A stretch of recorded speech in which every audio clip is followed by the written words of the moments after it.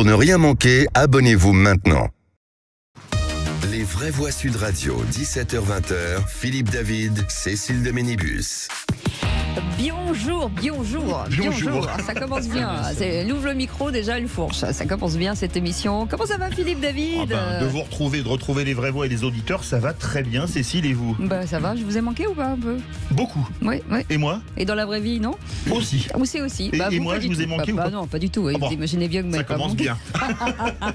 Non, vous m'avez beaucoup manqué, Philippe David. Et on remercie Frédéric Brindel et Judith Belair et Jean-Marie Bordry d'avoir assuré brillamment, en tout cas, cette période estivale. On est ravis de vous retrouver. Vous entendez, ça y est, ça mange déjà avec nos éditorialistes du jour. On vous en parle dans quelques instants. Allez, en direct au sommaire de cette émission, le ministre de l'Éducation nationale, Gabriel Attal, a annoncé aujourd'hui de nouvelles mesures pour la rentrée 2023 au programme. Alors attention, faire respecter la laïcité, renforcer l'autorité en classe et rehausser le niveau scolaire. Des mesures largement commentées, Philippe. Oui, largement commenté. Alors, est-ce que pour vous, ce triptyque autorité, savoir, laïcité, Gabriel Attal a raison de le prôner avec le retour de la fermeté à l'école? Est-ce que pour vous, c'est l'école de papa, voire même de grand-papa, celle de la Troisième République? Ou est-ce que c'est moderne? On va remettre l'école au niveau puisque l'école française s'est effondrée dans les classements internationaux.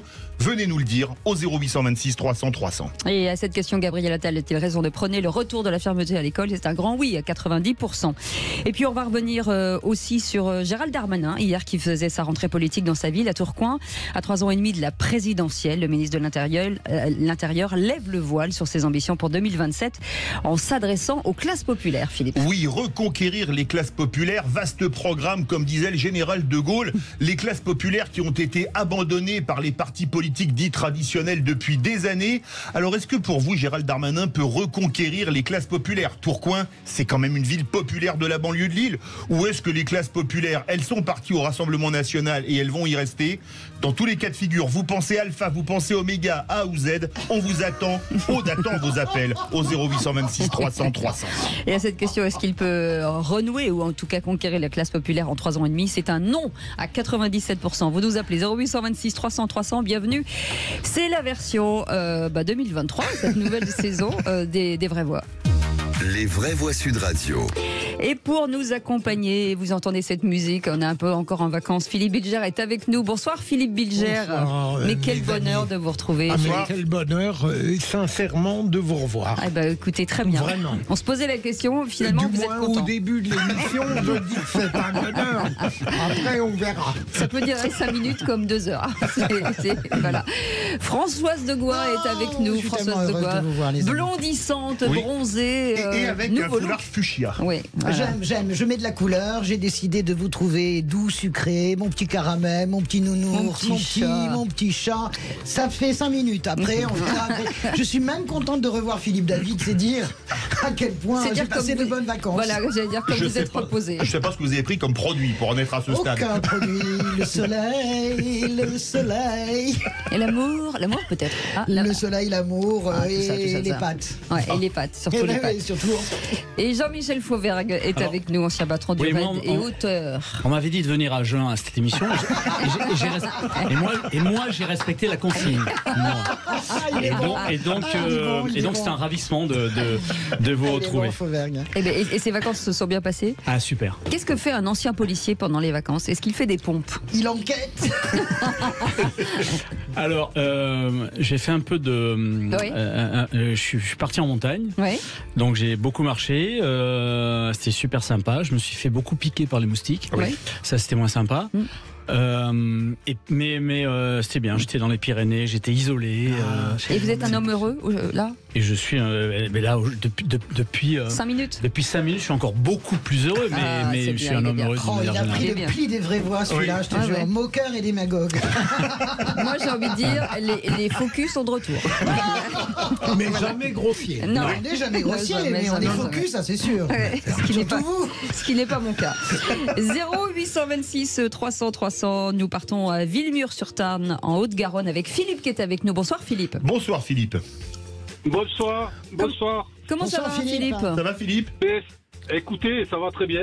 Mis à part cette annonce de ce matin dans les médias où encore nous allons arriver à une hausse du paquet de cigarettes en France. Ah oui, ça gueule direct. Ah oui, d'accord, ok, très bien. Avec un paquet qui pourrait tendre vers les 12 €. Vous savez, je suis buraliste depuis 23-24 ans et je me bats justement contre cette politique de santé publique qui nous a fait arriver là aujourd'hui, où on est le pays d'Europe avec le paquet de cigarettes le plus cher. Et là, j'entends encore la santé qui a besoin d'argent, bien sûr, et qui veut rehausser encore ce paquet de cigarettes, alors que aujourd'hui, on a le marché parallèle qui explose totalement avec les chiffres des douanes qui preuvent tous les jours. Et malgré ça, on va encore rehausser le paquet de cigarettes. C'est quand même incroyable. C'est-à-dire que je pense que ce gouvernement est pour le trafic. Voilà, on va encore donner du pain à moudre aux trafiquants. C'est incroyable. Philippe, on va faire réagir les vraies voix à votre coup de gueule. Vous avez entendu, Philippe, il habite Villemur-sur-Tarn, c'est à 30 km de Toulouse. Et c'est vrai que les trafiquants de cigarettes, il y a des quartiers de Toulouse, je ne dirais pas où pour faire de la pub, vendent avec leur étal en toute liberté, que les forces de l'ordre passent devant et font comme s'il n'y avait personne. Moi, je comprends qu'un buraliste y soit furieux. Oui, j'ai du mal à m'investir dans la mesure où je ne fume pas et où le problème des cigarettes, franchement, ne me passionne pas, sauf pour la santé publique. Ouais. Mais je comprends son indignation. Parce que les chiffres de la sécurité sociale, François, sont colossaux en ce qui concerne. Moi, je suis une fumeuse, alors imaginez bien que je deviens verte avec le paquet à 12, alors que vous avez raison, hein, Philippe, en Italie, il est à 5 €, par exemple, et c'est le même. Attention, je le dis à tous les gens qui veulent acheter des cigarettes de contrebande, attention à la façon dont elles sont fabriquées. Moi, j'en ai acheté en Afrique, j'en ai acheté en Asie du Sud-Est. Vraiment, vous avez parfois l'impression que vous fumez de l'eau de Javel. Hein, donc, faites bien gaffe quand même, ça n'a rien à voir. Déjà, la cigarette est destructrice, mais alors, la cigarette de contrebande, n'en parlons pas. Je peux entendre les arguments du gouvernement, mais j'aimerais bien qu'il ne soit pas hypocrite. On a besoin de mettre de l'argent dans les caisses, donc c'est pour ça. Et c'est vrai que la Sécu, c'est 26 milliards d'euros par an, le coût de la cigarette, c'est-à-dire emphysème, cancer du poumon, etc. Donc, je comprends, et en même temps, bon, voilà, je peux pas. Alors moi, je suis pas un fumeur de cigarettes, je fume de temps en temps un cigare, je bois du whisky, je mange de la viande. Ça, c'était pour Sandrine Rousseau, un petit message perso.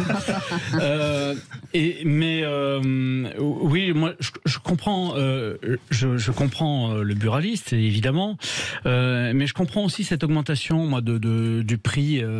Je comprends cette augmentation du prix. Je comprends ce que ça coûte à la société, et c'est un plaisir. Enfin, c'est un plaisir. C'est pour certains, c'est une obligation, mais c'est un plaisir qui se paye, et c'est de la même manière. Non, mais ce qui est compliqué là dans le cas de Philippe, c'est de se dire nous on vend des paquets oui, alors il faut intensifier à 12 € et à côté voilà, c'est ça le problème. En illégalité totale. Oui, de ce point de vue-là, il faut intensifier la lutte contre la contrebande, bien évidemment. Ah oui. Ça c'est la chose à faire, parce qu'effectivement le commentaire que nous fait notre ami Philippe, il a raison là-dessus. Oui, mais Philippe, si je ne m'abuse, vous êtes beaucoup diversifié.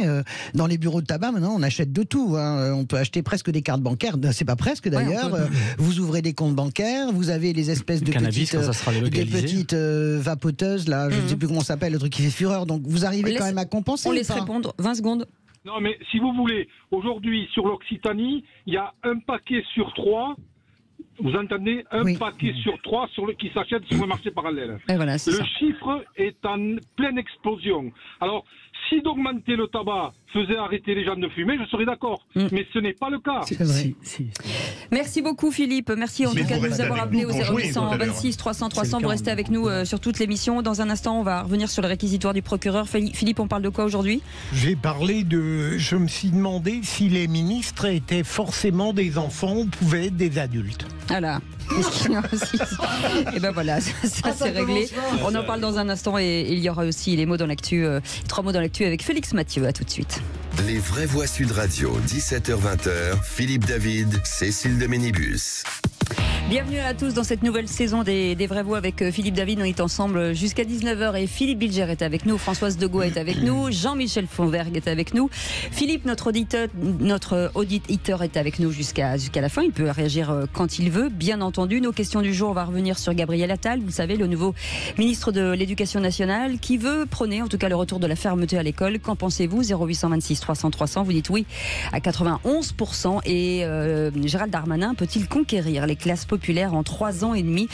Est-ce oui, est-ce non? Pour l'instant, c'est un grand non à 96%. C'est le même numéro. Aude vous attend au 0826 300 300. Félix Mathieu, dans un instant, les 3 mots dans l'actu, c'est affaiblissement, éducation et du prix. Et en attendant, le réquisitoire du procureur. Et monsieur... Les Vraies Voix Sud Radio, le réquisitoire du procureur.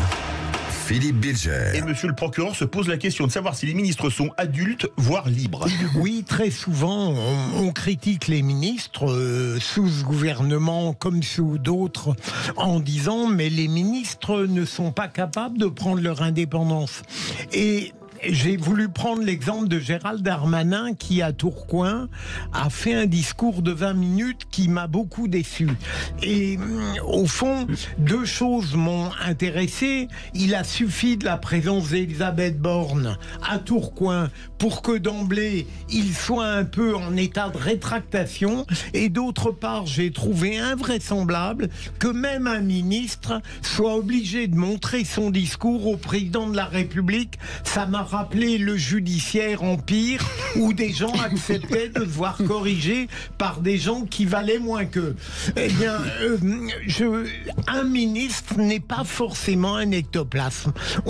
J'ai discuté de cela, on m'a dit que c'était impossible. Dans notre système, je continue à penser que des ministres peuvent être des adultes et agir de manière autonome, intelligente et ne pas se soumettre à des hiérarchies discutables. Il est en forme, le procureur. Il est en forme. Je ne suis pas d'accord, moi, avec Philippe. Ça, c'est rare. On va commencer par un désaccord. Je trouve ça tout à fait normal que le président de la République, on ne peut pas dire que je défende Emmanuel Macron, mais que ce soit Pierre, Paul ou Jacques, c'est tout à fait normal qu'on soumette au président de la République sur une rentrée politique, une rentrée personnelle, parce qu'on sait très bien que Gérald Darmanin est extrêmement blessé. Il voulait Matignon, donc on a bien compris qu'il est en piste pour 2027, etc. Je trouve ça tout à fait normal que le président de la République, au minimum, sache ce qu'il y a dans le discours. La dernière fois que, vous savez, un président de la République qui refuse de s'occuper de ça, et ben ça donne Benoît Hamon et Arnaud Montebourg et la cuvée du redressement, si tu veux. Ils sont virés dans la soirée. Donc, moi, je trouve qu'il y a une cohésion nationale à avoir, il y a une cohésion gouvernementale à avoir, que ce soit la gauche ou la droite, c'est tout à fait normal. Un ministre est là par la volonté du président. Si tu commences à faire des discours et à sortir des clous, si tu veux, il y a intérêt quand même que le président soit au courant, parce que je pense en plus que Emmanuel Macron, qui feint d'être l'organisateur de Gérald Darmanin, s'est retrouvé plus souvent qu'à son tour assez surpris, je pense, par ses ministres. Jean-Michel Fauvergue. Moi, je suis assez d'accord avec le fait que il faut une cohésion, et enfin, j'ai une formation comme ça aussi. Il faut une cohésion, le respect du chef, et à un certain moment, même si on doit sortir de l'axe, il faut le faire intelligemment et progressivement. Alors, mais c'est quoi? C'est où on se soumet, où on se démet, c'est ça? Ben oui. Non, pas c'est chevalement, c'est la règle chevalement. Ça ferme sa gueule ou ça démissionne? Oui, c'est normal. Eh bien non, j'étais en train de le dire, excusez-moi du peu, mais je pense qu'il faut le faire progressivement. C'est-à-dire que, et c'est je pense que c'est ce qu'a l'intelligence de faire Darmanin, c'est-à-dire là, il a dit assez rapidement d'ailleurs, moi je trouve que c'est anticipé, mais il a dit voilà, je serai, enfin il a pas dit comme ça, mais tout le monde le sait maintenant. Voilà, je suis là pour la prochaine présidentielle, comptez sur moi. C'était son premier message. Et là, petit à petit, je pense qu'il va monter en puissance, tout en restant loyal. Il l'a dit d'ailleurs au président de la République, mais il va monter en puissance et il va aligner un peu ses différences. Il va annoncer ses différences. À mon avis, c'est comme ça qu'on doit faire. Moi, je pense qu'on peut montrer sa différence dans son gouvernement sans, comment dirais-je, sans être en rupture. Il y a un moyen de moyenner, mais en respectant quand même, moi je pense quand même la cohésion. C'est normal que le chef de l'État soit au courant de ce que ses ministres racontent le week-end, franchement. Avec un certain moment, l'obligation de partir. C'est ce qu'avait fait Macron à son époque. Et chevalement. Tout de suite, 3 mots dans l'actu avec Félix Mathieu. Les Vraies Voix Sud Radio. Et les 3 mots dans l'actu, Félix Mathieu, sont affaiblissement, éducation et Dupri. Un risque d'affaiblissement de l'Occident et de l'Europe. Le diagnostic du docteur Macron, il se veut lucide et non pas excessivement pessimiste. Interdire l'abaya à l'école, mais pas seulement. Au-delà de la laïcité, le ministre de l'Éducation, Gabriel Attal, promet aujourd'hui de mettre le paquet sur les savoirs fondamentaux. Et puis Jean-Jacques Goldman se dit triste pour les lecteurs qui se font duper. Quel honneur, lui répond l'auteur d'une biographie non autorisée. Les vraies voix Sud Radio. Il n'a pas cédé au Niger. L'ambassadeur français est resté en poste malgré l'ultimatum des militaires putschistes qui ont pris le pouvoir et qui lui demandaient de quitter Niamey avant hier soir. Un diplomate français salué par Emmanuel Macron tout à l'heure devant la conférence des ambassadeurs. Le chef de l'État a aussi voulu replacer ces difficultés françaises dans un contexte plus large, celui du rapport de force au niveau mondial. Le contexte international se complique et fait courir le risque d'un affaiblissement de l'Occident et plus particulièrement de notre Europe. Il nous faut être lucide sans être excessivement pessimiste dans ce contexte. D'abord, il y a une dilution objective de notre population, de notre richesse produite, de notre part dans les échanges mondiaux. C'est plus vrai encore depuis la crise de 2008-2010. C'est le fruit de l'émergence de grandes puissances internationales qui s'imposent. Ça a été renforcé par la crise énergétique. Notre Europe n'étant pas productrice d'énergie fossile, en tout cas à court terme, c'est un fait. Emmanuel Macron tout à l'heure devant la conférence des ambassadeurs. Le chef de l'État est partout, décidément aujourd'hui, puisqu'il s'exprime aussi devant le patronat pour le grand rendez-vous de rentrée du MEDEF. Message d'unité, j'ai besoin de vous pour gagner la bataille de l'emploi et de la croissance. C'est ce qu'a lancé le chef de l'État au chef d'entreprise. Et le deuxième mot, Philippe. Et éducation, Gabriel Attal se pose en défenseur des savoirs fondamentaux et de la laïcité. Oui, c'était sa première conférence de presse en tant que ministre de l'Éducation nationale aujourd'hui. Alors déjà hier sur TF1, Gabriel Attal annonçait l'interdiction de l'abaya, cette robe couvrante dans les établissements scolaires. Le report en juin aussi des épreuves de spécialité du bac et non plus en mars comme après la réforme Blanquer. Aujourd'hui, nouvelle série d'annonces ou en tout cas de précisions. Le ministre promet de mettre le paquet sur l'apprentissage des savoirs fondamentaux à tous les niveaux. L'ACP, c'est une année cruciale et pour cette rentrée, nous donnerons la priorité à la lecture. Il y a urgence. 26% des élèves avaient des difficultés de lecture à mi-CP. Chaque jour, 2 heures seront consacrées à l'apprentissage et la pratique de la lecture. Les élèves qui ont du mal avec la lecture à l'entrée en CM1 bénéficieront d'une pratique quotidienne renforcée avec notamment la lecture de textes longs. En CM2, chaque semaine, les élèves devront produire au moins un texte écrit. La nouvelle 6e nous permettra de jeter les bases d'un meilleur niveau de nos collégiens. Français et mathématiques, ce sont les 2 piliers de nos savoirs fondamentaux. Gabriel Attal tout à l'heure en conférence de presse, on va y revenir d'ailleurs dans quelques minutes avec votre grand débat du jour. Gabriel Attal a-t-il raison de prôner le retour à la fermeté à l'école? Le retour de la fermeté, nous serons avec une syndicaliste enseignante pour en parler avec les vraies voix. Et puis un troisième mot qui va faire réagir Philippe Bilger, Dupri avec Jean-Jacques Goldman qui fait beaucoup parler de lui en se taisant depuis une vingtaine d'années. Eh ben oui, c'est presque l'homme de l'été. Paradoxalement, il fait la une du Point ou de l'Obs cet été. Pourtant, le mystérieux chanteur ultra populaire n'est quasiment pas sorti de son silence en 2 décennies.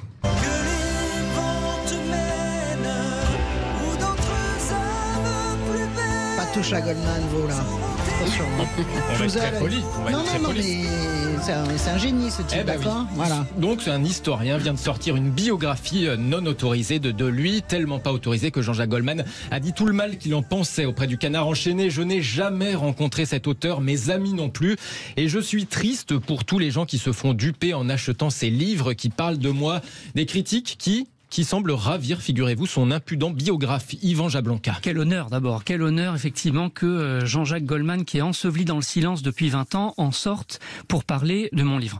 Je crois que la cause de sa tristesse, ce n'est pas mon livre, mais c'est sa célébrité persistante. Oui, on aime Goldman, alors même qu'il a disparu.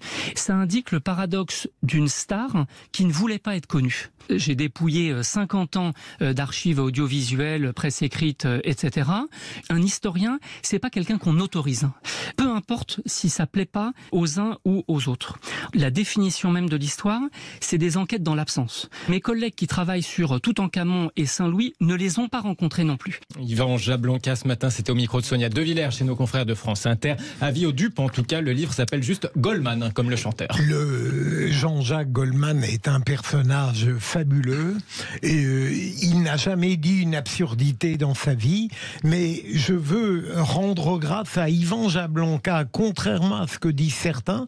Moi, j'ai beaucoup aimé le livre, il est très hyperbolique, mais après tout, la réalité l'est presque un peu. Et là où Jean-Jacques est un peu de mauvaise foi, Jablonka n'a aucun moment dit qu'il a questionné Jean-Jacques Goldman, ni ses amis. Donc là, il n'y a pas du prix. Je suis assez frappé par l'analyse, à mon avis très juste, de Jablonka. Pourquoi est-ce que Goldman se met dans cet état? Parce qu'il ne veut pas qu'on parle de lui. Je pense que véritablement, il a amorcé une sorte de retraite à la Georges Bernanos en son temps, quelque chose d'assez philosophique. Voilà. Il ne veut pas qu'on parle de lui. Le fait de le remettre dans la lumière lui est insupportable. Jean-Michel Fauvergue. La question, c'est peut-on parler des gens sans avoir leur autorisation? La réponse est oui. Moi, je serais beaucoup plus simple là-dessus. La réponse est bien évidemment oui. Eh bien, en tout cas, vous restez avec nous dans un instant. Le grand débat du jour, le ministre de l'Éducation nationale, Gabriel Attal, a annoncé aujourd'hui de nouvelles mesures, faire respecter la laïcité, renforcer l'autorité de classe et rehausser le niveau scolaire, du pain sur la planche. On en parle avec vous, 0826 300 300 pour l'instant. Gabriel Attal a-t-il raison de prôner le retour de la fermeté à l'école, Philippe? Vous êtes 91% à dire oui, on en débat avec Nadia Alran, représentante des personnels pour le SE UNSA. Oui, à tout de suite. Les vraies voix Sud Radio, 17h-20h, Philippe David, Cécile de Ménibus. Bienvenue dans Les Vraies Voix, c'est la saison qui démarre. On est ravis de vous retrouver après ces 2 mois d'arrêt quand même, Philippe David. On est très heureux de vous retrouver, de se retrouver. Bah oui, de se retrouver avec nos éditeurs. Est-ce qu'on peut passer un message à Jean-Jacques Goldman s'il nous écoute à Londres? Sachez que pour... Parce qu'on en parlait il y a quelques instants, si vous avez raté le début de l'émission. Pour contrebalancer cette biographie non autorisée, venez donc vous asseoir à notre table. On sera super heureux de vous rencontrer parce qu'on est fans. Déjà, Bilger. Ah bah il est là, il était à on ne pas la bouche parce qu'on sera comme ça, tu vois. Donc on est la seule radio qui qu'il veut faire. Il vient de nous appeler hors antenne en disant si jamais je fais une radio, ce sera celle de Sud Radio avec Philippe Bilger. Faites pas la maline parce que ça peut arriver plus vite que vous ne le croyez. Et là, j'imagine votre tête si Goldman pousse la porte. Moi, j'ai un petit SMS, il m'a dit pas de suite. Pas de suite. En tout cas, j'en profite pour dire un grand bonjour à notre équipe, Benoît, à la réalisation, Aude qui est au standard et qui vous répond. Aude est bien entendu notre Aurore qui s'occupe de tout ce qui se passe sur Internet et puis bien entendu notre petite nouvelle, Philippe. Ottilie, absolument, on est très heureux d'avoir avec nous. Voilà. Ottilie. Oui, c'est très joli prénom. Vous voulez bien vous appeler Ottilie? Odilon, Odilon, ça vous irait très bien. Allez, on vous souhaite la bienvenue tout de suite. Ça mieux côté l'eau. Oui, c'est ça. Les grands débats du jour. Les vraies voix Sud Radio, le grand débat du jour. En ces temps troublés et après ce que le pays a traversé au début du mois de juillet, il faut en revenir à des choses simples. Le respect du professeur et de son autorité, la maîtrise des savoirs fondamentaux, le respect de la laïcité. C'est un peu plus d'école pour beaucoup plus de réussite. Il faut tout faire pour que vacances ne rime pas avec perte de chance. La laïcité, c'est un devoir pour tous et c'est un droit pour chacun. La baya n'a pas sa place dans nos écoles. Pas plus que des signes religieux. Là où l'école est testée, nous devons faire bloc, nous serons au rendez-vous de ce devoir républicain.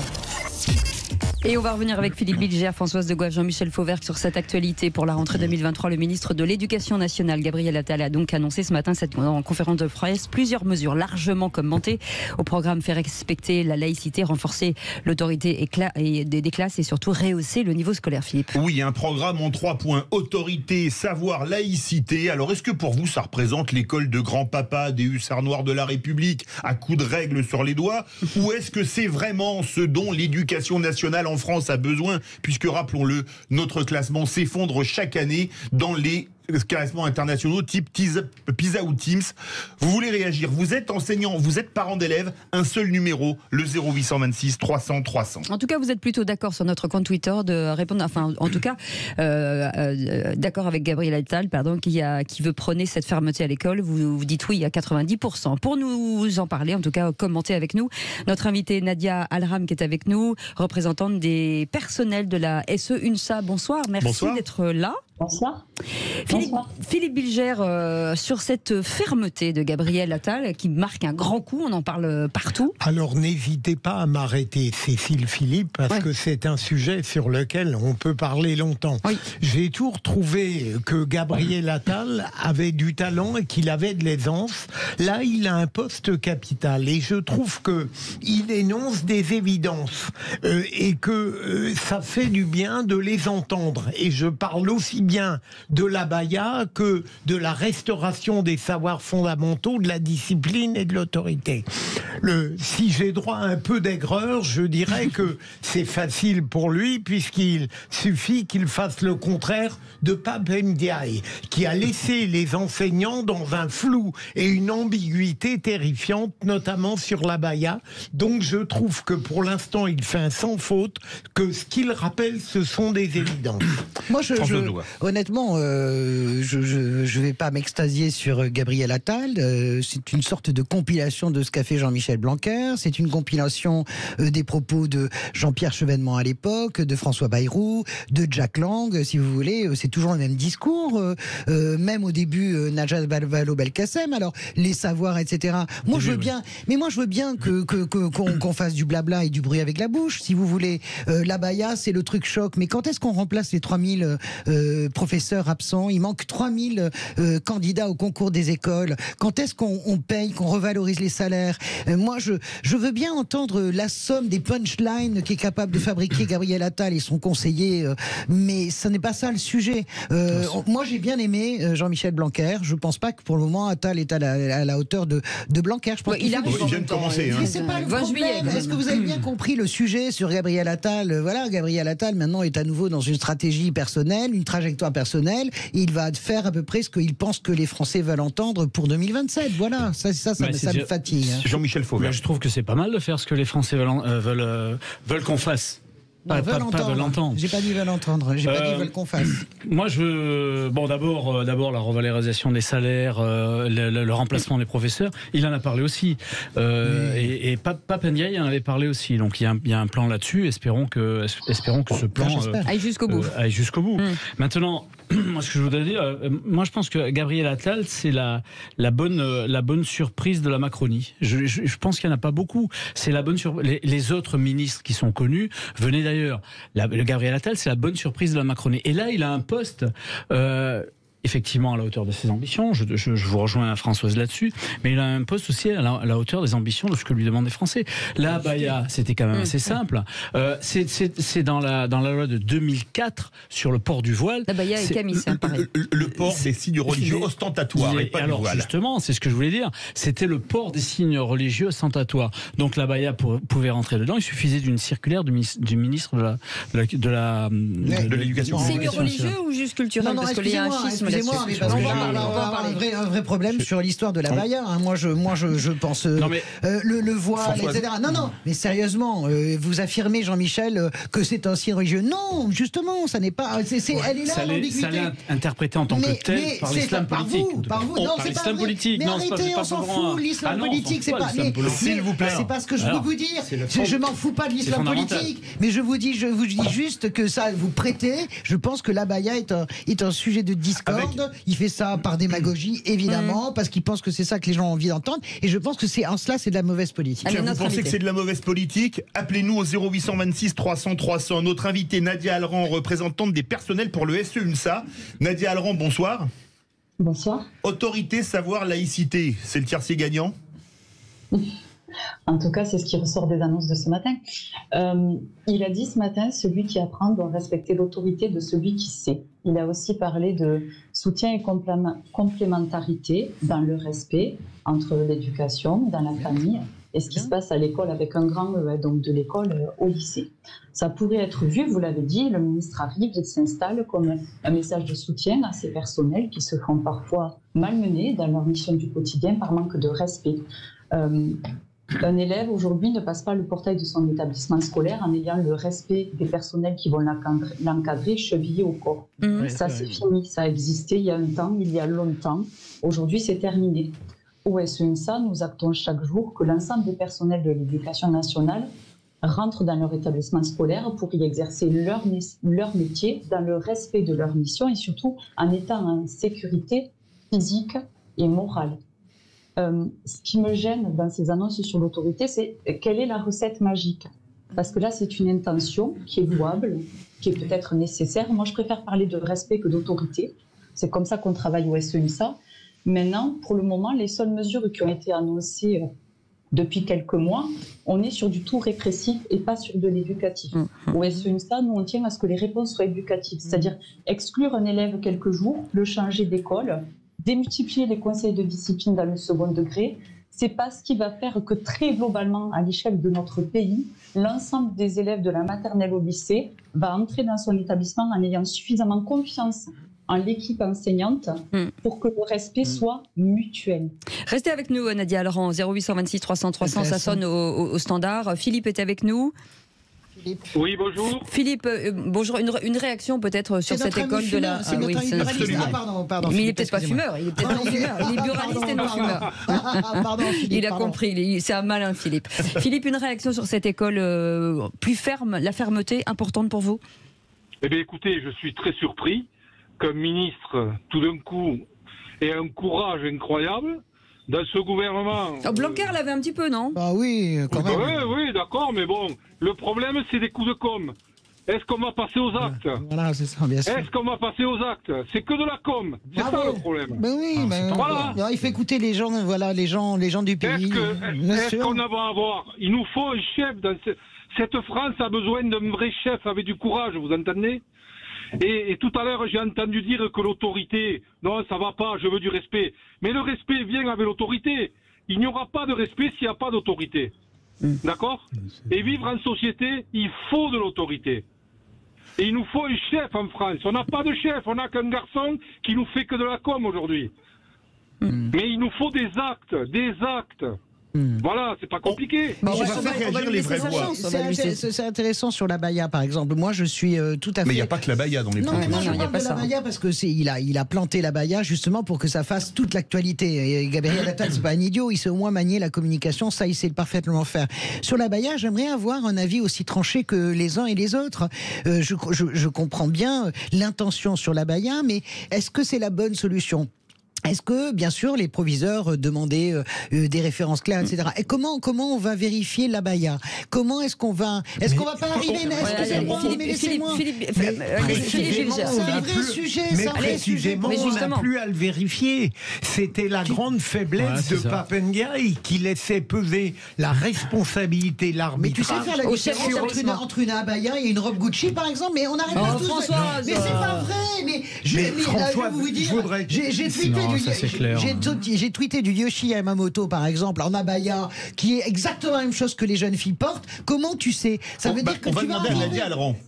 Que tu vas arriver à un moment donné à des contrôles aux faciès. C'est obligatoire. Oui, mais il faut laisser passer. Allez-y, Philippe, qui n'a pas fini. Je veux dire, ça n'est pas gênant d'interdire l'abaya à partir du moment où il y a une présomption que l'abaya est une apparence religieuse qui n'a pas sa place à l'école. Alors que, au regard, il peut y avoir quelques injustices, probablement, mais c'est peu de cas. Mais ça fait mal à toute une communauté. Par rapport à la simplicité que ça va avoir. On va faire réagir Nadia Alran. Nadia Alran sur l'abaya, et on va parler aussi d'autres sujets, parce qu'il n'y a pas que l'abaya. Qu'est-ce que vous en pensez? Est-ce que les propos de Gabriel Attal sont satisfaisants par rapport à son prédécesseur, qui avait botté en touche sur les chefs d'établissement? Je rejoins ce qui a été dit.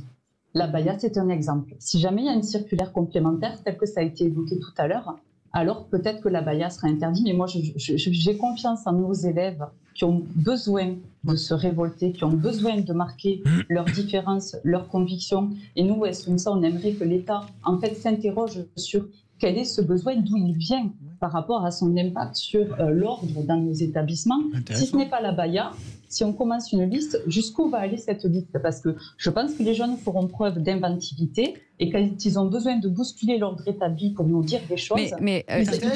Pardon, je vais vous poser une question. Nadia, la loi de 2004 en elle-même interdisait déjà l'abaya. C'est pas la peine de... Là, on polarise sur un vêtement, on polarise aussi sur... Oui, mais Nadia Alran, pardon, je vous coupe parce que là, je veux comprendre quelque chose. On faisait comment avant, en fait? Est-ce qu'il y avait autant de provocations? Parce que là, vous êtes en train de dire, ah oui, mais il faut les laisser. Mais comment on faisait avant? Il n'y avait pas d'abaya avant. Enfin, moi, j'ai jamais connu d'abaya. Oui, mais t'as connu les mini-jupes, t'as connu autre chose. Non, mais François, excusez-moi. Mais la rentrée dernière, les gars, 3 ans, c'était les croque-top. Écoute. Mais arrêtez, Françoise. Françoise, comme s'il n'y avait rien derrière. Est-ce que tu te souviens des débats délirants sur les croque-top? Franchement. Mais non, mais tu t'en souviens pas? Ah, croque-top, oui. alors, écoute. Mais ça n'a rien à voir. Mais j'entends ce que vous dites. Je comprends. Je sais bien que ça n'a rien à voir. Jean-Michel Fauvert, vous l'avez entendu. Je sais bien que ça n'a rien à voir, mais attention. On est en train de parler de ce vêtement, de cet abaya, en faisant semblant de croire qu'il n'y a rien derrière. Il y a quelque chose d'important derrière. C'est cet islamisme, cet islam politique et cette volonté d'aller au contact des règles de l'État et de l'autorité des professeurs. C'est ça. Après, s'il n'y avait pas ça derrière, on s'en fout. Les gens, ils viennent à poil, ils viennent comme ils veulent. On s'en fout complètement. Mais il y a ça derrière. Pour demain, les vraies voix. Vous avez raison. Il y a beaucoup de gens pour lesquels ça n'est pas ça. C'est simplement. Allez, c'est pas vrai. Arrête de dire c'est pas vrai. C'est de la provocation. Mais rien ne te le prouve. Écoute. On va faire réagir Nadia Alran sur autre chose. Mais on va parler des savoirs, parce qu'il y a quand même autorité, savoir, laïcité. Les savoirs, est-ce que c'est une bonne chose de donner la priorité à la maîtrise du français, ou est-ce que Nadia Alran, ça risque d'être comme d'habitude, il y a des priorités, mais qui finalement sont pas toujours si prioritaires que ça? Alors si, là, pour le coup, cette priorité, elle a été respectée. Même Jean-Michel Blanquer avait énormément fait un focus là-dessus. Après, ce qui nous gêne nous davantage, ça par rapport aux fondamentaux par-ci, aux fondamentaux par-là, c'est que essayer de nous mobiliser sur ce qui se passe à l'école, de la maternelle au lycée aujourd'hui en France, l'écrit est partout, la lecture est partout. Il y a très peu de disciplines. Et même en EPS, quelque part, dans les mesures, etc., dans le repérage, on est dans les mathématiques, on est aussi dans le langage oral, y compris dans les arts visuels et le dessin, etc. Enfin, dans notre pays, les enseignements passent par la langue écrite et orale et passent par les mathématiques. En histoire, on fait du français et des maths. En géo, par la lecture de tableaux, de diagrammes, etc., on fait des mathématiques. C'est juste ça, en fait, qui nous questionne sur ces annonces, toujours sur les fondamentaux. Ça laisserait croire que dans les autres disciplines, on ne fait pas du français et des maths. Alors qu'en fait, le français et les maths sont partout dans nos enseignements pluriels de la maternelle. Mais comment expliquer le niveau en orthographe des élèves français et le niveau en langues étrangères qui est franchement pas bon? Enfin, qui sont franchement pas bons, pardon. Dans toutes les annonces ministérielles, j'ai entendu qu'il fallait que les élèves, et notamment les plus faibles, passent plus de temps à l'école, mais je n'ai pas entendu notre ministre s'interroger sur le temps de concentration de nos élèves. Est-ce qu'un élève en 2023 a le même temps de concentration à 3 ans, à 10 ans, à 14 ans, à 18 ans que les élèves il y a 20 ans? On est face à des élèves qui sont dans une société où tout va très vite. Ils passent énormément de temps devant les écrans. Ils sont des générations zapping.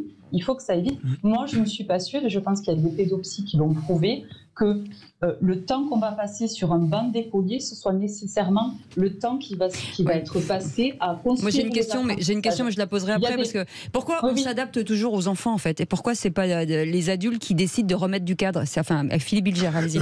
Juste, Nadine Alran, vous parlez des mathématiques, et il y a eu tout de même des propositions intéressantes de la part du ministre. On va mettre le bac en juin pour aller vite. On va rajouter des cours de mathématiques. Et ça n'est pas neutre. Donc, vous devriez, me semble-t-il, être satisfaite par ces mesures. Le bac en juin, c'est pour éviter la démobilisation des élèves de terminale. C'est démobilisé parce que les épreuves étaient très très anticipées et ça créait des problématiques particulières dans la suite du parcours des élèves. Ça n'a rien à voir avec... Et oui, effectivement, on peut mettre... Mais ça, c'était...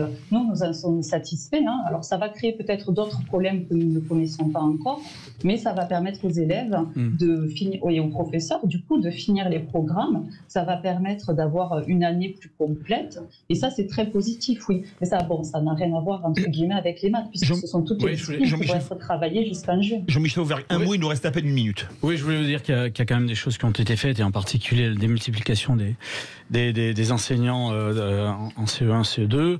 Je voulais aussi vous dire qu'il y a une étude de Pearls, c'est une étude internationale qui mesure le niveau de compréhension à l'écrit des élèves CM1 pour la France, et qui dit que la France est stabilisée et ne baisse plus, ce qui était son cas l'année précédente. Et les autres pays européens sont en train de baisser. Donc, il faut prendre les choses avec, un peu de. C'est pas une bonne nouvelle. Mais moi j'ai une très bonne nouvelle. Je voudrais finir, François, si vous permettez. Tout le monde est d'accord pour la compréhension du français, et en particulier ceux qui lisent beaucoup et ceux qui écrivent des bouquins. Ouais, c'est ça. Merci beaucoup. Mais sur les universités, il faut casser aussi la légende. Je suis d'accord avec Jean-Michel Fauvergue. Saclay se classe dans les 10 meilleures universités. Ben voilà, c'est une bonne nouvelle. Merci beaucoup Nadia Laurent d'avoir été avec nous, représentant des personnels pour le SE. UNSA, dans un instant, on va faire un bon teasing parce qu'il y a qui c'est qui l'a dit. C'est le retour. Ben voilà, avec des règles claires. Oui. On va vous expliquer les règles claires pour qu'enfin dans votre voiture vous puissiez jouer parmi ces hurluberlus là, qui hurlent toute la journée. Donc on en parle dans un instant. Bienvenue dans Les Vraies Voix. On est ensemble avec Philippe David jusqu'à 19h. Les Vraies Voix Sud Radio, 17h-20h, Philippe David, Cécile de Ménibus. Bienvenue dans Les Vraies Voix, on est ensemble jusqu'à 19h avec Philippe David. Ils se sont reposés pendant 2 mois et on l'entend bien. Heureusement qu'ils ne sont pas partis 6 mois, ce sera un enfer. Ah oui.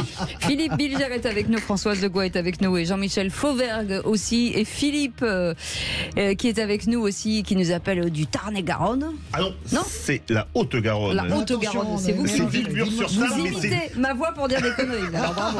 On est bien d'accord que Villemur-sur-Tarn, c'est dans le Haute-Garonne. La Haute-Garonne, Philippe. Oui, tout à fait, ouais. Voilà. Il y en a un qui connaît bien la carte de France, là. Hein. Ouais. Et ben c'est l'autre.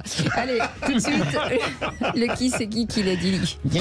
Les Vraies Voix Sud Radio, le quiz de l'actu.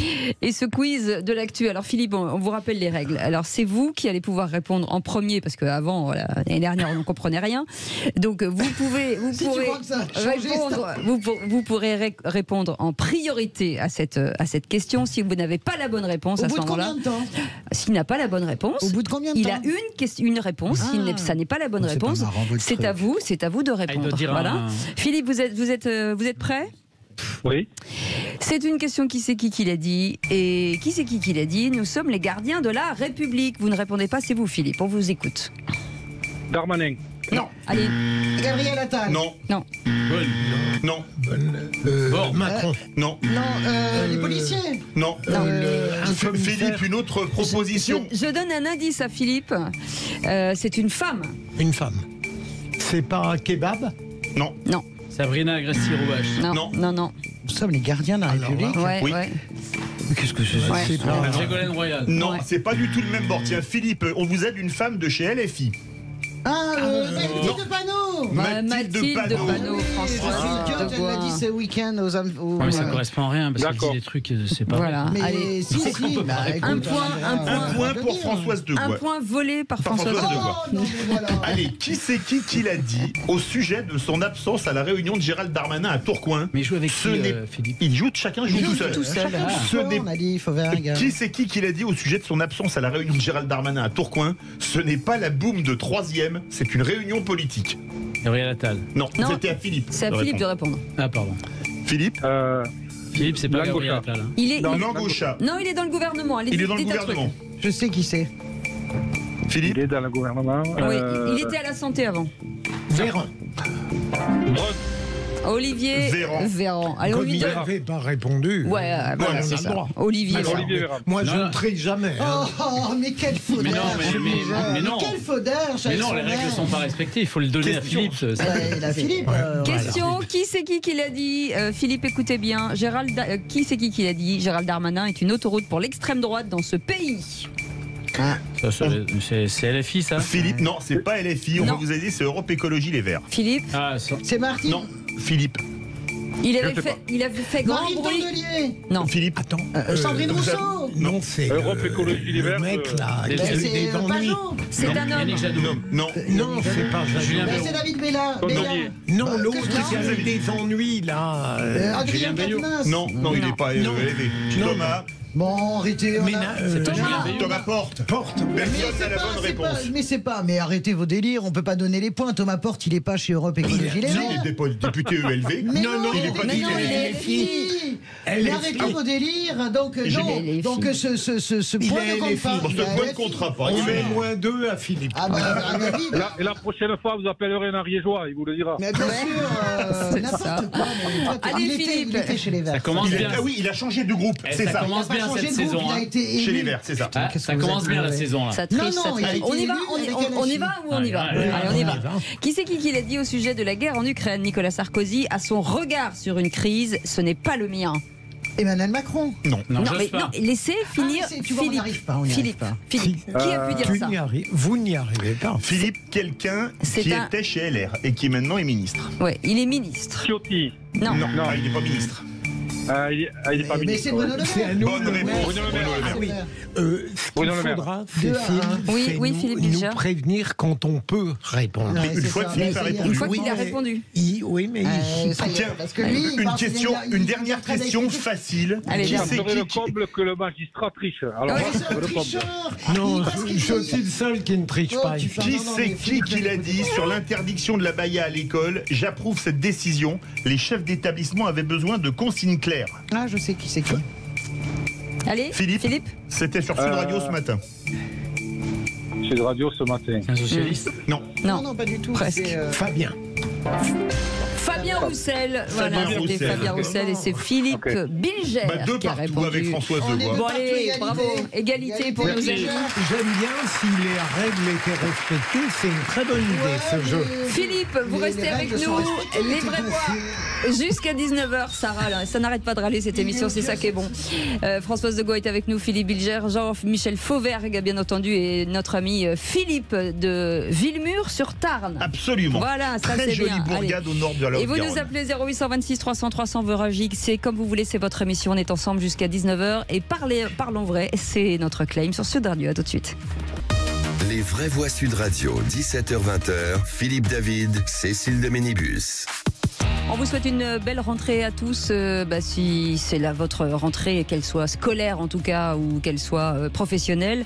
Vous pouvez nous appeler 0826 300 300, le numéro vous attend. Avec Philippe Bilger aujourd'hui, Françoise Degois et Jean-Michel Fauvergue.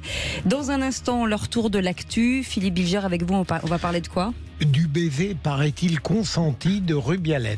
Voilà, on part en Espagne avec vous. Et puis Françoise Degois. Le merveilleux 15 de France extraordinaire qui survole en tout cas les matchs préparatoires. J'espère qu'ils ramèneront la coupe cette année. Et Jean-Michel Fauvergue. Sabrina Agresti-Roubache qui veut empêcher les dealers de dormir. Ah, très bien, ce sera dans quelques instants. On vous souhaite la bienvenue. C'est les vraies voix jusqu'à 19h. Tout de suite le top clic avec Félix Mathieu. Les vraies voix Sud Radio, ça fait du clic sur les réseaux sociaux. Et parmi les thèmes les plus commentés ce soir sur les Françoise Degois, et parmi les thèmes les plus commentés ce soir sur les réseaux sociaux, on trouve Abaya et Gabriel Attal. Félix Mathieu. Abaya, cette robe couvrante portée par des élèves musulmans, elle sera désormais interdite à l'école au nom de la laïcité. C'est ce qu'a indiqué Gabriel Attal hier avant sa première rentrée en tant que ministre de l'Éducation nationale. Un message islamophobe a réagi une bonne partie de la France insoumise. Stigmatisation, renchérie, Europe Écologie Les Verts. Mais en revanche, à gauche, le secrétaire national du Parti communiste, Fabien Roussel, lui soutient plutôt la mesure. Je l'approuve plutôt parce que les chefs d'établissement avaient besoin de consignes claires, même si ça concerne 150 établissements sur les 60 000 que nous avons dans notre pays. Depuis 2004, les signes religieux sont interdits dans les écoles. C'est une bonne chose. Et s'il y avait besoin de consignes claires, elles sont données. Donc vous approuvez, je cite Gabriel Attal, la confession d'un élève ne doit pas pouvoir être devinée. Vous êtes d'accord ? Mais bien sûr, quelle qu'elle soit. Que ce soit la confession juive, chrétienne, musulmane ou tout autre, ces débats ont eu lieu. Il faut s'y tenir à cette loi de 2004, la préciser comme c'est le cas aujourd'hui avec les abayas. Fabien Roussel au micro de Jean-Jacques Bourdin ce matin sur Sud Radio pour l'interview politique de 8h30.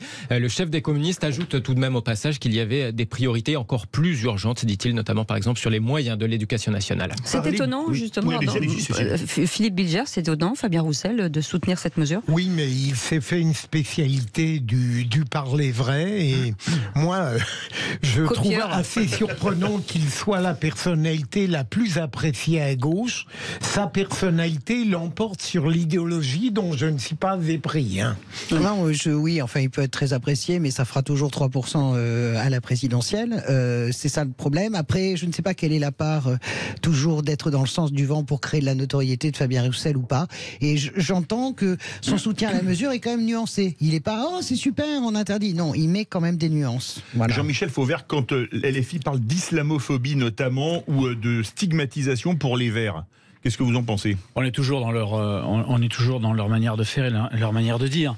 L'islamophobie, ils l'ont brandi à tous les moments, jusqu'à jusqu'à, rappelez-vous, à défiler avec le CCIF à un certain moment, quoi. Donc, je suis pas surpris de ça, mais je pense que les camps sont bien délimités dans ce domaine-là. Au moins, on a l'avantage avec cette décision, cette parole d'Attal franche. On a la ligne, en tout cas. On voit les lignes qui se dessinent, une grande majorité qui est pour cette décision-là, y compris les communistes. Et je salue Fabien Roussel, il a toujours été droit dans ses bottes dans ce domaine-là, et une minorité composée de quelques ahuris de la France insoumise. Les ahuris qui pèsent quand même 20% du corps électoral, ça je tiens à le répéter. 20% de ceux qui votent. Par ailleurs, oui, c'est comme vous. Alors excusez-moi. Alors si on va par là, combien pèse Macron? Je suis pas élu. Oui, ça va, Jean-Michel, faites pas ce genre de bêtises avec moi. Enfin, vraiment, votre camp, combien il pèse si on compte les gens qui votent? Non, mais sérieusement, on est tous à les gens qui votent. Oui, t'as raison, mon copain. Il n'y a qu'à voir à l'Assemblée nationale. Il n'y a qu'à voir à l'Assemblée nationale cette majorité magnifique qui s'est dessinée. Donc, et puis par ailleurs, l'islamo-gauchisme, c'est une réponse au wokisme que toi et tes camarades brandissaient matin, midi et soir. On sait même plus ce que ça veut dire.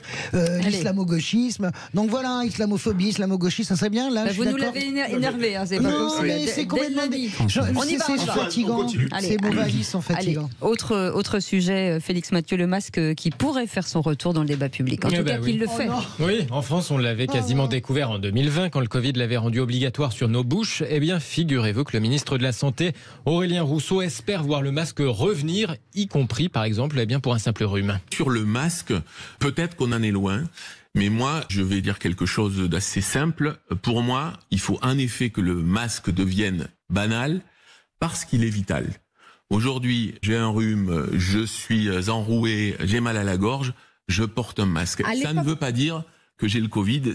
Objectif, éviter d'encombrer les hôpitaux avec les virus divers, selon le ministre de la Santé Aurélien Rousseau. C'était hier soir chez nos confrères de LCI. Oui, d'ailleurs, vous avez entendu ces mots qui m'ont fait hérisser le poil. Il faut que le masque devienne banal puisqu'il est vital. Aujourd'hui, j'ai un rhume, je suis enroué, j'ai mal à la gorge, je porte un masque. Alors non, monsieur le ministre, je n'ai pas envie de porter le masque en permanence de l'automne au printemps parce qu'on a presque toujours un petit rhume ou un petit mal de gorge. Et je n'ai pas envie que mes proches le portent car je n'ai pas envie de vivre dans un monde dans lequel je ne verrai plus le visage des gens avec qui je travaille, avec qui je vis. On a géré les gens par la peur du Covid en 2020 et 2021 en disant que les petits-enfants allaient tuer les grands-parents. Horreur absolue et tutti quanti. Alors maintenant, basta, on n'est pas des zombies, le Covid n'est pas Ebola. Alors s'il vous plaît, laissez-nous vivre sans masque. Oui, petite réaction et on part petite réaction dans quelques instants. En disant que moi j'entends ce que dit Aurélien Rousseau, j'entends ta colère, Philippe. J'adore le Japon pour ça parce que c'est une question, comment dirais-je, de respect social. C'est-à-dire que quand on est fatigué, qu'on est enrhumé, qu'on tousse, eh bien on met le masque pour ne pas empoisonner tout le monde, notamment dans des villes hyper concentrées comme Tokyo ou Paris d'ailleurs, dans les transports en commun. Moi, ça me gêne maintenant de prendre le métro et de voir des gens qui toussent et qui crachotent. Et je vous le dis, si moi j'ai un rhume maintenant, je mettrai le masque parce que je trouve pas que ce soit obligatoire. Je ne veux pas que ça soit obligatoire, mais je trouve que c'est une très bonne manière pour les autres. Jean-Michel. Alors moi, je vais prouver que je suis pas rancunier avec Françoise parce que je suis d'accord avec ce qu'elle dit. Je pense qu'il faut, on peut choisir de mettre un masque quand on a pour protéger les autres. Et moi qui ai porté la cagoule souvent, ça me dérange pas de mettre un masque. J'adore. Philippe Bilger, un mot. Non mais je rejoins François. J'ai souvent été surpris de voir des Japonais dans le métro. Je savais pas à quoi ça servait. Et depuis, j'ai compris que c'était de la délicatesse collective. Allez, dans un instant, vous restez avec nous. Dans un instant, le tour de table de l'actu des vraies voix. On parle de quoi, Françoise? Rugby. On parle rugby. Avec vous, Jean-Michel Fauvergue. On parle de quoi dans le tour de table de l'actu? On parle de Sabrina Agresti-Roubache qui veut empêcher les dealers de dormir. Voilà, et vous, Philippe Bilger? Et moi, le baiser prétendument consenti de Rubialette. Et si je vous embrassais, hein? Allez, on en reparle dans un instant. Lui, ça me gêne. À tout de suite. Les vraies voix Sud Radio, 17h-20h, Philippe David, Cécile de Ménibus. Le retour des vraies voix, les amis. 0826 300 300, c'est votre numéro. Vous allez pouvoir commenter le tour de table de l'actu de nos vraies voix. Et avec Philippe Bilger aujourd'hui, Françoise de Gois et Jean-Michel Fauvergue. Et bien entendu, avec Philippe David, nous sommes ensemble jusqu'à 19h. Et voici donc ce fameux tour de table de l'actu. Encore ces stupides actualités. Ça dépend de la masse d'informations. Quand il a rien à dire, il dit rien. Il n'a pas été élevé chez les porcs, excusez-nous. Le tour de table de l'actualité. Bah justement, ils en ont des choses à dire. Philippe Bilger avec ce baiser espagnol qui fait le tour du monde quand même. Voilà, je suis frappé depuis quelque temps, et ça ne date pas d'aujourd'hui, par des péripéties, des petits débats dérisoires, mais qui durent un temps fou. Je pense par exemple au lac de Connemara. Par exemple, c'était à peu près pareil. Avec Juliette Armanet et voilà. Michel Sardou. Et là, c'est avec Rubiales qui a... Alors on rappelle, c'est le président de la Fédération espagnole de football. Qui a saisi le visage d'une joueuse espagnole et qui l'a embrassée sur la bouche sans qu'elle ait la possibilité véritablement d'y échapper. Et donc, ce qui m'a scandalisé, c'est évidemment le déni de ce Rubiales, dont j'ai oublié le prénom, et qui, d'une manière absurde, a cherché à persuader qu'elle avait été d'accord et que qu'elle avait menti. Donc c'est ce déni de Rubiales qui a donné toute son importance à cette affaire qui, en réalité, n'est pas fondamentale, dès lors qu'on s'accorde sur la grossièreté de cet homme qui se permet de faire un baiser sur la bouche à une joueuse qui n'en veut pas. Donc voilà, alors il est suspendu, je crois, on fait un Himalaya, et ça devient justifié tellement il est absurde dans ses dénégations. Françoise Legois. Je crois même qu'il a entamé une grève de la faim dans une église. Sa mère. Ah bah voilà, pardonnez-moi. Ça devient compliqué les patrons de fédération de football. Hein. Écoutez, parce qu'ils font n'importe quoi et que je trouve que... Mais Le Gret, ça se dit Rubiales en espagnol. Il y a quand même quelque chose d'historique. Hein. Vous vous rendez compte que toute une équipe entière de féminines qui est championne du monde, qui dit je démissionne, on part tous en bloc tant qu'il reste là. Il y a quelque chose de fort qui s'est passé aujourd'hui en Espagne. Moi, j'ai trouvé ça très fort. Alors, c'est un goujat, il est coutumier du fait, etc. Et bien, pour la première fois, il est arrêté. Moi, ce qui m'a heurté, c'est vraiment à quel point la fédération, au début, a été sur le reculoir. C'est-à-dire que dans les premiers temps, il a quand même le soutien des instances. On fait pas de vagues, etc. Il faut quand même que les joueuses disent « Ok, on démissionne en masse », collectivement pour que ça change. Et je trouve ça très bien. Jean-Michel Fauvergue. Ce qui est extraordinaire, c'est qu'il a volé la vedette à ces femmes qui ont gagné le championnat du monde. Ouais. Il a volé la vedette. On parle que de lui. On parle pas de l'exploit de ces joueuses espagnoles. Et puis on se demande ce que les gens ont dans la tête à notre époque, au moment où on vit, de faire des trucs comme ça. Mais ils sont barjots. C'est des barjots totalement déconnectés. Mais est-ce que ça veut dire qu'il se croit au-dessus des lois? Parce que Le Gret, c'était un peu la même chose. Est-ce que finalement, il y a un super pouvoir qui les met à l'abri de tout? C'est une banalité. Vous avez raison, Cécile. Il y a tout de même l'expression d'un rapport de pouvoir. Derrière l'apparente empathie avec cette joueuse pour célébrer une victoire, c'est tout de même un homme qui c'est la domination pure et simple. C'est la domination pure et simple. Est-ce que l'inverse aurait créé le même problème? Mais l'inverse n'arrivera pas, si tu veux, déjà. Mais oui, mais enfin ça ne m'est jamais arrivé. Moi, je ne cherche pas. C'est quand même un problème de domination. Là-dessus, Sandrine Rousseau a raison de parler de l'androcène et de la domination patriarcale. Il y a quelque chose qui est affligeant. Affligeant pour lui. Je suis d'accord avec Jean-Michel. Il est complètement barjot, en fait. Faire ça devant des millions de gens.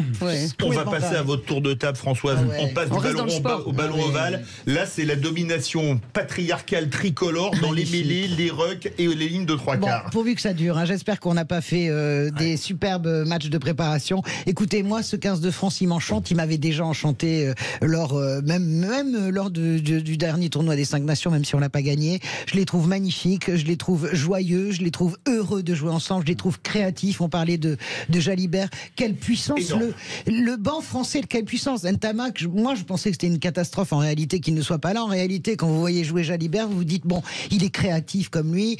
Vous avez Antoine Dupont, sa modestie incarnée, un espèce de maître du jeu, métronome sublime. Je parle pas de Greg Aldrich, je parle même pas de ça, je parle même pas de Penaud.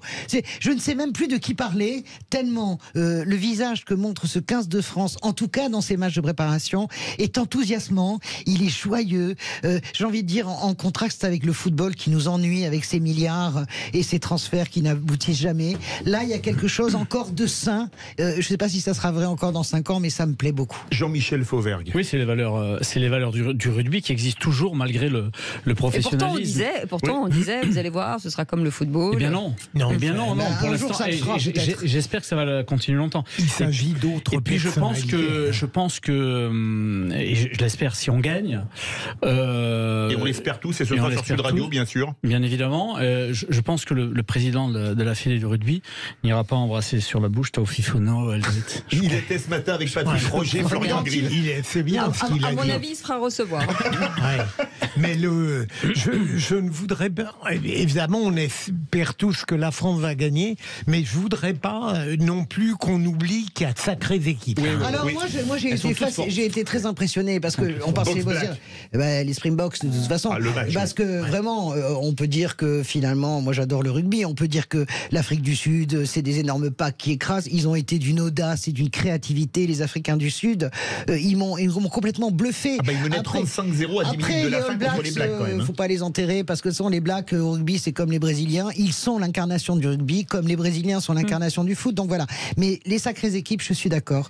France, Afrique du Sud, on va serrer les fesses. En tout cas, j'en profite pour dire que Sud Radio est quand même la radio du rugby, Philippe, parce qu'on a un nombre de stars de rugby chez nous. Un petit dispositif extraordinaire pour la Coupe du Monde, on en touche 2 mots. Alors nos consultants, on aura quand même Eric Bonneval, tout le monde connaît Eric Bonneval chez les fans de rugby, on aura Johan Huget, on aura Andrew Mertens, incroyable, l'ex numéro 10 des All Blacks, et qui parle un français absolument parfait, qui est extrêmement sympathique, et on aura Johan Huget et François Trio, évidemment, Alexandre Priam, Johan Huget, etc. Et Philippe Spanghero, bien sûr. Et Herrero, avec son billet. Marjorie Maillance pour le rugby féminin. Il y aura plein de monde. Je pense que ça va être grandiose. Et on vous fera des AK en direct. Est-ce qu'on peut faire une spéciale dédicace aux moins de 20 ans qui sont champions du monde? Pour la 3e fois consécutive. Ainsi que, à titre personnel, l'équipe de rugby d'Espagne, dans laquelle j'ai un cousin qui joue.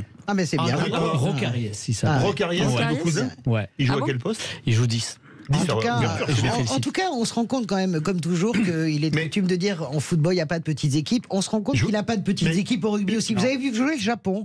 Italie-Japon, c'était absolument exceptionnel. Et les Fidjiens qui ont gagné à Twickenham pour la première fois ce week-end. Mais même les Samoans m'ont impressionné quand même face à l'Irlande aussi. Une question très courte. On a le meilleur joueur du monde, Antoine Dupont. Il a été élu meilleur joueur du monde. Mais est-ce que vous n'avez pas l'impression qu'avant d'avoir une superstar et 14 joueurs autour, on a un collectif énorme et personne qui ne joue, vous me passerez l'expression, pour sa pomme, non seulement pour le collectif. Ouais, mais on a un collectif énorme et puis on a un entraîneur complètement incroyable. Galtier, il est assez exceptionnel. C'est le management et l'agilité d'équipe. Alors vous savez quoi, ce qui est incroyable, c'est que votre conversation, elle pourrait être totalement liée aux vraies voix. Voilà, il y a un collectif énormissime. Restez avec nous.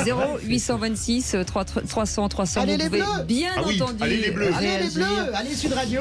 On vous rappelle que cette radio magnifique est la radio du rugby et de cette belle Coupe du Monde, et vous allez en entendre parler. Restez avec nous, on revient dans un instant. On est ensemble avec Philippe David et Philippe Bilger, Françoise Degois et Jean-Michel Fauvergue et Philippe, notre auditeur, jusqu'à 19h. Et vous, bien entendu, on vous souhaite la bienvenue.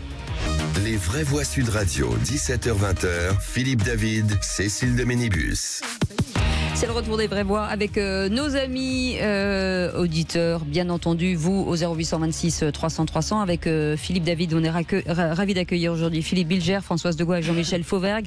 C'était le tour de table de l'actu des vraies voix. On a parlé du baiser de Rubiales avec vous, Philippe Bilger, ce patron de la Fédération française espagnole de football. On est revenu aussi sur cette belle victoire avec Françoise Degois de la France contre l'Australie. Et puis Jean-Michel Fauvergue, la nouvelle ministre de la ville, Sabrina Agresti-Roubache, qui veut empêcher les dealers de dormir. On a entendu cette phrase il y a assez longtemps et c'est assez courageux quand même comme phrase. C'est assez courageux, mais moi j'aime beaucoup le parcours de Sabrina. C'est effectivement une phrase assez courageuse, on va empêcher les dealers de dormir, mais est-ce que c'est raisonnable, est-ce que c'est suffisant? En fait, on a déjà entendu des phrases de ce type-là, terroriser les terroristes, vous en souvenez? Il y a plus de 30 ans. On n'a rien terrorisé du tout, rappelez-vous 2015 et les autres années. Les mots ont leur importance et je pense que les dealers, il faut pas les empêcher de dormir, il faut les amener à dormir, mais à dormir en prison, quoi. C'est ça qui est important. Et pour faire ça, il faut d'abord les arrêter. La police fait le nécessaire, la police et la gendarmerie font le nécessaire, mais il faut surtout les condamner. Et là, on a un vrai problème de justice dans notre pays. Ça, c'est quelque chose d'important. Les mots ont leur importance quand elle dit aussi, Sabrina Agresti-Roubache, quand les gens ont décidé de s'entretuer, bien malin celui qui est capable d'être derrière chaque dealer. Non, je pense qu'il ne faut pas dire ça quand on est femme politique, parce qu'il y a une espèce d'abandon dans cette phrase-là. On est dans un état de droit, il faut trouver la solution, et c'est notre état qui doit trouver une solution, et une solution globale. Alors, Sabrina Agresti-Roubache parle de s'attaquer aux flux financiers, c'est déjà fait. Je rappelle que les saisies des avoirs criminels ont augmenté, ont été multipliés par 3, un demi-milliard d'euros cette année. Elle veut travailler sur la prévention, c'est fait, et bien sûr qu'il faut travailler sur la prévention, mais c'est fait aussi. Et elle veut s'attaquer aux consommateurs. Elle nous dit pas de consommateurs, pas de trafiquants, pas de morts. Je pense que le raccourci est trop rapide. Il faut évidemment s'attaquer aux consommateurs. Il faut évidemment. On a d'ailleurs créé en ce sens-là, et je l'ai voté, l'amende pénale forfaitaire. Mais cette amende pénale forfaitaire de 200 €, il faut l'augmenter absolument. D'ailleurs, c'est ce que propose Ciotti. Il n'a pas tort là-dessus. Et il faut surtout interdire aux magistrats. Il faut l'augmenter à combien ? Moi, je pense qu'il faut l'augmenter. Moi, si ça tenait qu'à moi, il faut l'augmenter à 1 500 €, quoi, facilement. Ah oui, quand même. Quelque chose d'important, quoi.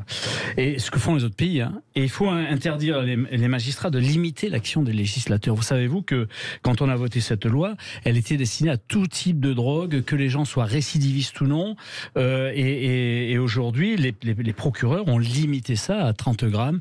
Il y a des gens qui ne sont pas récidivistes. Alors, effectivement, pas de trafiquants, pas de morts, mais 30 grammes de quoi? Toute drogue confondue?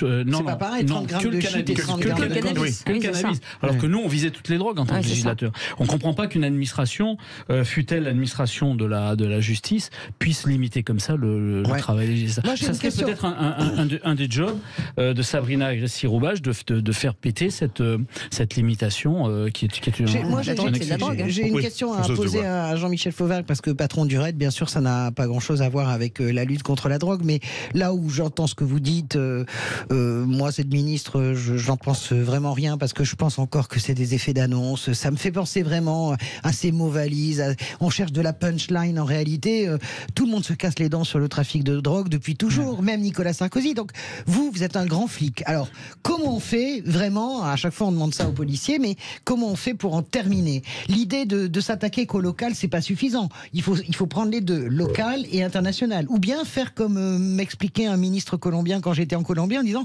on ne l'arrêtera jamais, le trafic de drogue, il faut juste arriver à le circonvenir, en fait, d'une certaine manière. C'est-à-dire à le limiter.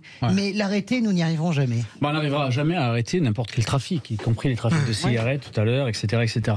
Mais effectivement, il faut travailler, à mon avis, sur tout le prisme de ce que l'on peut travailler. Il faut travailler sur la répression, c'est ce qui est en train d'être fait en ce moment, mais il faut le travailler beaucoup plus. Il faut travailler sur la consommation. Donc, tout à l'heure, je vous disais 1 500 € par exemple, là on travaille bien sur la consommation. Et puis à un certain moment, il faut que la République aussi reprenne ses droits et des victoires. Et une fois qu'elle aura ses victoires, il faut peut-être aussi ouvrir des débats que s'interdit justement Sabrina Agresti-Roubache ou que s'interdit Darmanin. À un certain moment, ouvrir un débat sur non pas légaliser, mais ouvrir le débat sur la légalisation. Dire est-ce que ça a marché, est-ce que ça n'a pas marché. Par exemple au Canada, est-ce que ça fonctionne? Est-ce qu'on a réussi à faire partir les dealers de rue qui nous flinguent tout le monde? Mais j'ai une question, Philippe Bilger, parce qu'on parle beaucoup certains ministres disaient que pendant les émeutes, toutes les émeutiers, ce sont généralement des gamins qui ne vont pas à l'école, qui ne sont pas allés à l'école depuis longtemps. Et le trafic de drogue, on dit que c'est aussi la même chose. Ils ont entre 12 et 14 ans, ils sont choufs, ce qu'on appelle choufs, ils prennent de l'argent. Est-ce que ça aussi, l'éducation nationale peut aussi aider à endiguer une partie du trafic de drogue par par ses enfants oui, avec le retour à l'école. Évident, mais ce serait un immense travail pédagogique et moral, pas uniquement en sanctionnant les parents qui sont, dit-on, coupables de mauvaise éducation, mais comme le dit Jean-Michel, en tenant une multitude de paramètres. C'est une œuvre gigantesque, là. Titanesque. Il faut déclarer Alors, la guerre à la drogue. Est-ce que ça a marché au Canada, justement? Parce que moi, il y a quelques études qui montrent qu'il y a eu du recul, en tout cas, sur le trafic de rue. Un petit recul. Je voudrais bien vous répondre, Françoise, mais il faut faire une étude poussée. Il faut avoir des... retour d'expérience. On ne sait pas, il faut un retour d'expérience. Par contre, je vous signale, par exemple, que le Portugal a non pas à légaliser, mais à dépénaliser toutes les drogues. Toutes les drogues depuis 2001. Pour ceux qui nous écoutent, et donc on comprend bien la différence entre interdire et dépénalisation. Alors dépénalisation, c'est qu'on punit plus. Un peu comme on fait en France, parce que la police... La loi de 70 n'est pas appliquée. Voilà. Depuis Darmanin, il y a un petit problème. Oui, parce qu'on met des amendes pénales, justement. Donc, dépénaliser, c'est-à-dire qu'on ne punit plus, ce qui fait que la drogue est en vente libre, mais les réseaux demeurent. Les réseaux mafieux demeurent. Légaliser, et légaliser, c'est que l'État reprend à son compte, soit directement, soit sous intermédiaire de gens qui va déléguer, reprend à son compte le commerce de la drogue. Donc il gagne énormément d'argent là-dessus, qui peut réinvestir dans les politiques préventives, ce que fait le Canada, mais aussi qu'il interdira la vente sur la voie publique et qui peut mieux s'organiser. Et c'est ça qu'il faut voir. Et sur le Portugal, alors, ça a fonctionné, le retour d'expérience? Sur le Portugal, il n'y a pas eu une augmentation de vente de drogue, même, mais ça a permis de faire en sorte que les policiers et les magistrats s'attaquent à des réseaux plus importants et cassent les réseaux plus importants. Oui, en tout cas, moi j'étais à Amsterdam hier, je peux vous assurer que ça sent la drogue, ça sent le shit et l'herbe partout dans les rues. Vous savez que l'Allemagne légalise, hein? Oui, l'Allemagne légalise. L'Italie aussi, après, de toute façon. L'Italie, elle est dépénalisée, vous achetez. Comme en Espagne. Oui, comme en Espagne, c'est le même topo. Bon. Écoutez, vous restez avec nous dans quelques instants. C'était très intéressant, Jean-Michel Fauvergue. Merci en tout cas de ce sujet. Dans un instant, on va revenir sur Gérald Darmanin. Tiens, on parlait de drogue, mais du ministre de l'Intérieur, qui a fait sa rentrée hier à Tourcoing, et dans son discours il s'est adressé aux classes populaires. Vise-t-il 2027 visiblement, c'est une bonne question. En tout cas, est-ce que vous pensez qu'en 3 ans et demi il peut aller capturer, si je puis dire, les classes populaires? Vous dites en majorité non, mais on a envie de vous entendre. 0826 300 300. On reste avec Philippe Bilger, Françoise Degois et Jean-Michel Fauvergue, avec mon camarade Philippe David. On vous attend au standard. OD vous attend. À tout de suite. Les vraies voix Sud Radio, 17h-20h. Philippe David, Cécile de Ménibus. Bienvenue les amis, c'est le retour des vraies voix. Vous nous avez manqué avec Philippe David. Ah oui, beaucoup. On s'est appelé avec Philippe en disant mais qu'est-ce qui nous manque? Ah oui, on s'appelait tous les jours. Non, tout le temps, matin, midi et soir. Qu'est-ce que vous êtes des menteurs? Vous êtes en train de me crever l'œil avec ton nez, Cécile de Ménibus qui s'allonge. On va les laisser. Non, j'ai eu des notes de téléphone tellement il m'a appelé. Ah oui. Mais le nombre de textos qu'il m'a envoyé, c'est quand même c'est presque indécent. C'est du harcèlement. C'est du harcèlement. Et il m'appelait en me disant je t'ai appelé depuis il y a combien de temps? Il y a 30 secondes. Ah bah d'accord, je te rappelle alors. À tout de suite. En tout cas, on vous souhaite la bienvenue. Philippe Bilger est avec nous, Françoise Degois et Jean-Michel Fauvergue. Et vous, au 0826 300 300, c'est le coup de projecteur des vraies voix. Les vraies voix Sud Radio, le coup de projecteur des vraies voix. Et on va revenir sur cette information. En tout cas, c'était hier à Tourcoing. Gérald Darmanin a fait sa rentrée politique.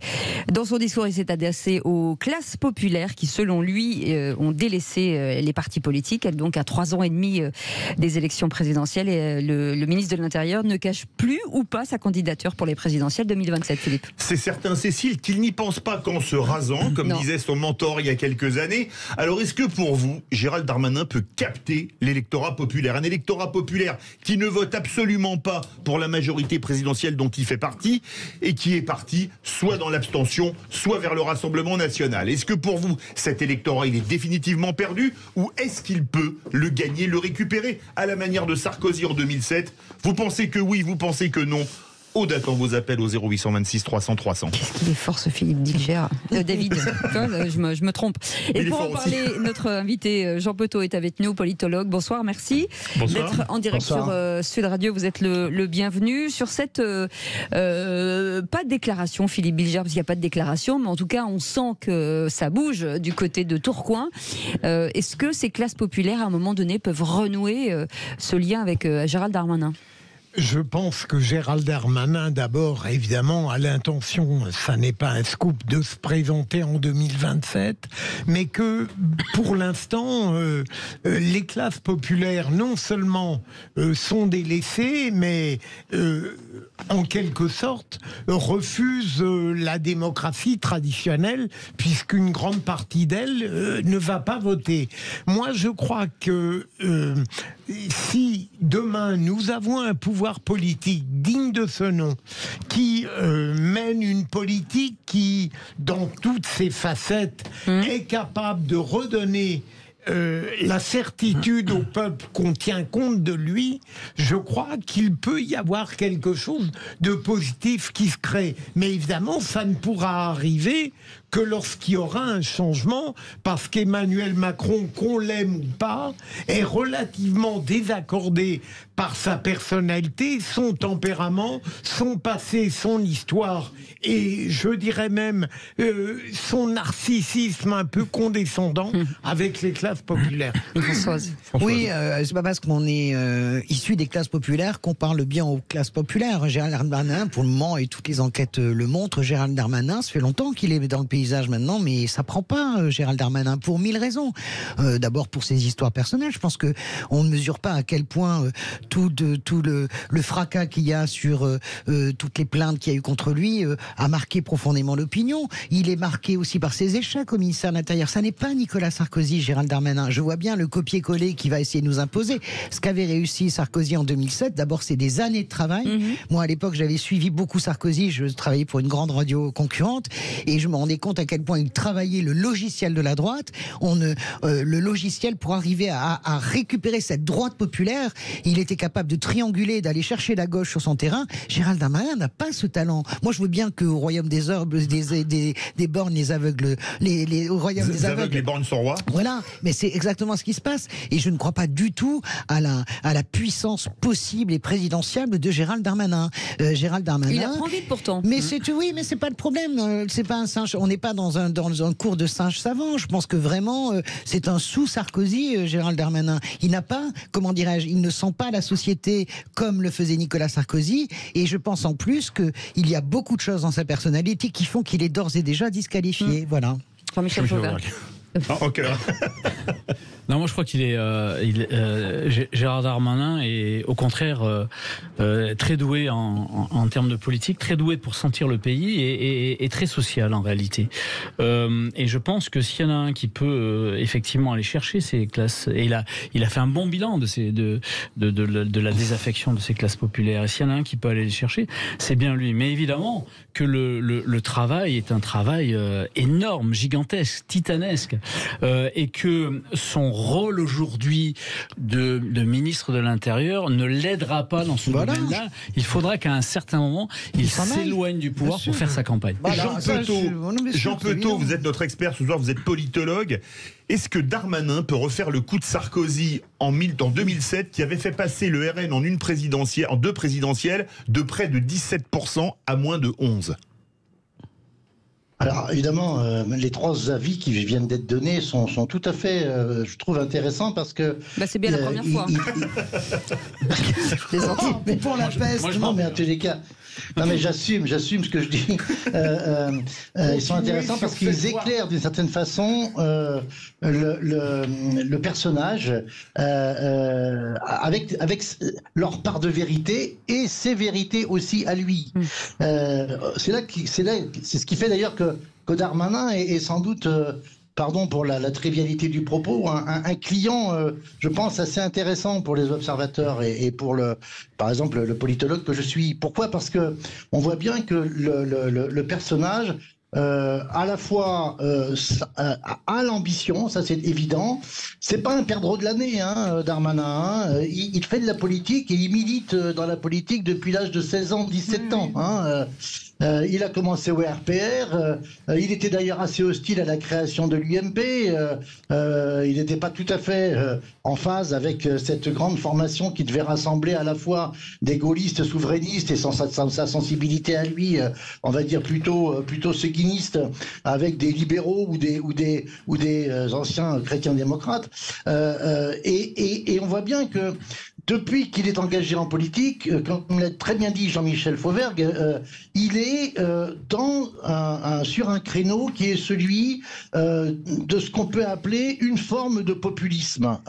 Le fait qu'il s'empare de la mairie de Tourcoing après 25 ans de présence de la gauche, alors qu'il est tout jeune, je crois qu'il a même pas 30 ans à ce moment-là, 28 ans, bon, c'est manifestement un battant, c'est un cogneur, mais effectivement aussi, et là Françoise Degois, je la rejoins, ça marche pas dans l'opinion. La contrepartie de tout ça, c'est qu'il a effectivement accumulé, je veux dire, un certain nombre, alors je n'oserais pas dire le terme casserole, parce que ça fait référence à l'actualité des dernières manifestations du semestre précédent. Mais en tous les cas, il ne peut pas faire le coup de la nouveauté. Et l'autre aspect qui me semble le plus important, mais ça, je complète un peu ce qu'a pu dire Philippe Bilger, la vraie difficulté pour les politiques qui veulent, d'une certaine façon, reconquérir un électorat perdu.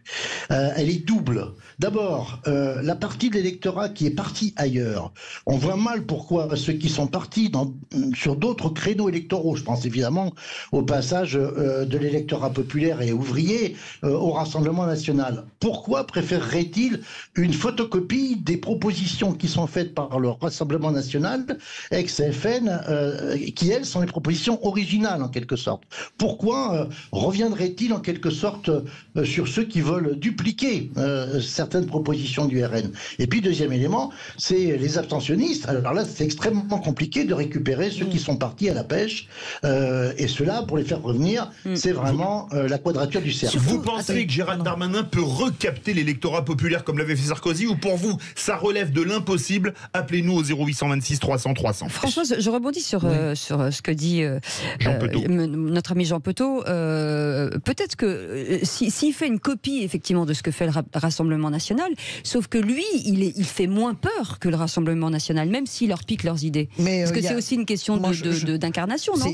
Je pense que Marine Le Pen, dans ce domaine, ne peut pas être battue. D'ailleurs, Éric Zemmour a essayé de faire tourner le duel au judo à son avantage. Il s'est complètement vautré à la dernière présidentielle. Vous savez, c'est le tir à la corde. Je me souviens de tous les commentateurs, sauf nous d'ailleurs ici, disaient attention, tout va basculer comme des dominos chez Zemmour. Rien, Maca chez Pot-de-Balle et Balai de Crin, il s'est rien passé. Donc je pense vraiment, non mais vous aviez même dit qu'il finirait à 7%. J'avais dit à 7%, alors que les sondages le donnaient à 20 et j'ai gagné. Mais ce que je veux dire par là, et donc c'est pour ça que je dis vraiment que Gérald Darmanin, c'est le problème en plus, et je rejoins Jean-Michel, de l'enfermement dans le rôle.